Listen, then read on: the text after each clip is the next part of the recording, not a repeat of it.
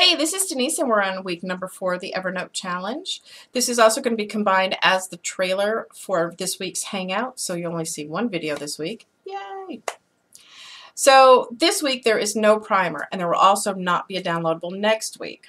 The next 2 weeks are really about delving into the whole going paperless process. The final week, the automation, IFTTT, Zapier, Todoist, all of that is going to be in the final week, and that will have a little download. So let's talk about going paperless. First and foremost, don't acquire it. I know that's easier than it sounds, but work with everybody that touches your house and your practice. Your insurance companies, your bank statements, your loans, all of those billy kind of things that come into your house. Work with them to get on e-statements or e-files or anything electronic.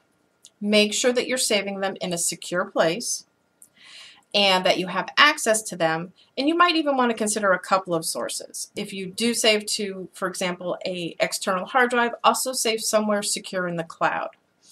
That way, if your hard drive dies, you can still access that via the cloud.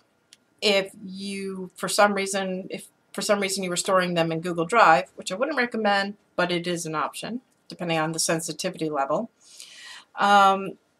Say you get banned from Google for violating their terms of service. It does happen. It would be very scary if it did happen, but so let's say the worst happens and you are banned from Google. Then at least you have your hard drive backup and you can look for an alternative source of backing up your information. Personally, I have worked with clients who are in the IT security industry. They have all recommended that I never use Dropbox, so I don't. Well, I store like images and anything non-sensitive there. But in general, I don't use Dropbox, so I wouldn't recommend that either. There is a site called Secure Vault that bookkeepers and accountants use to store their data. That may be an option. Actually, consciously think about where you're saving your information. Okay, so be safe out there. Okay, so in the process of going paperless, the other thing that you want to do is scan everything that comes in. So the minute that you get a bill in the house, the oil guy sends you his monthly bill, or gas guy, or whomever. And that's something you actually want to have record of. I'm not sure why, but we'll use that as an example. Pull out Evernote, save it right away, and then pay it, schedule your payment, do whatever, and shred the bill. Or if you need scrap paper in the house, there you go. Everybody thinks just because we run paperless, it means we have no paper in the house, which is a fallacy. We actually do. It's just that we do everything possible to alleviate that. Okay. One add-on that works and integrates well with Evernote for scanning is the CamScan software, and it's not affiliated with CamCard, which is a business card scanner. It's a different product. Works pretty well. I tested it out this weekend, so you may want to look into that, and I will put the link in the description below. Another thing is a process, because again, you're shifting your mindset completely to, do I need this piece of paper? So when you're at the store, a good example would be Kmart and Sears. They offer e-receipts. Get one. Granted, when you do that at Kmart, my latest bane has been you get a tiny, tiny little receipt this big, but you get like 2 feet of freaking coupons. Yeah. Anyway, so get e-receipts. When it goes to your email account, tag it in your receipts for 2015 or whatever. Tag it properly.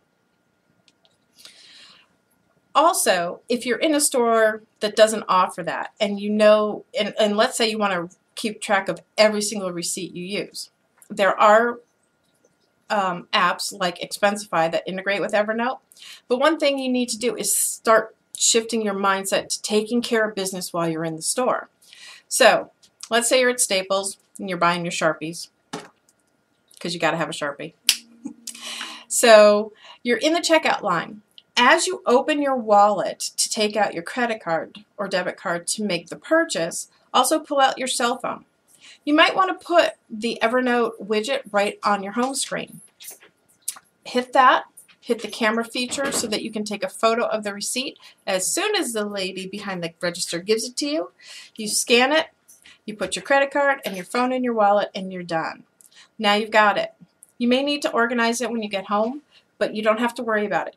Don't do it when you get in the car. Don't do it when I get home, because you won't. That's the bottom line. You won't. It's really hard to get out of that habit, especially if you've got kids sitting there nagging at you and yelling, and you're trying to get them in the car and you're trying to do 10 other things.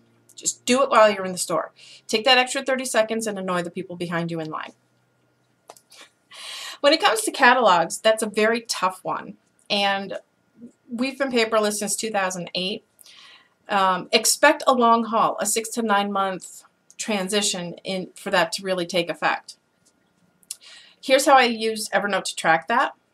First, you get a catalog that you do not want anymore. Maybe you would prefer just to get emails from said company.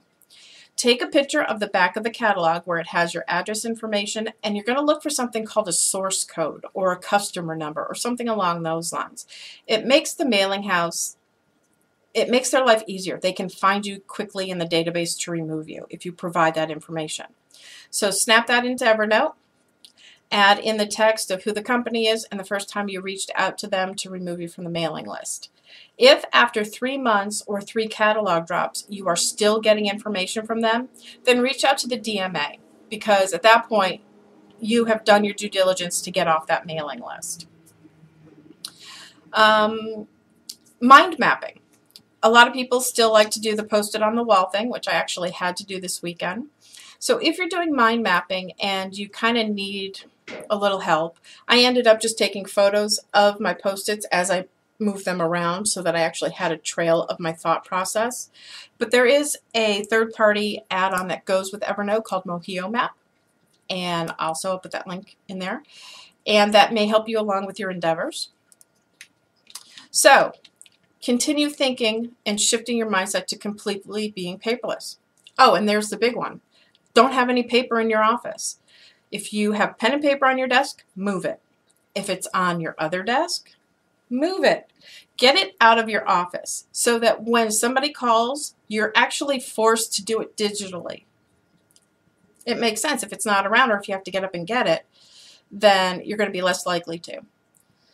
I'll see you on Thursday at the Hangout. Have a great week.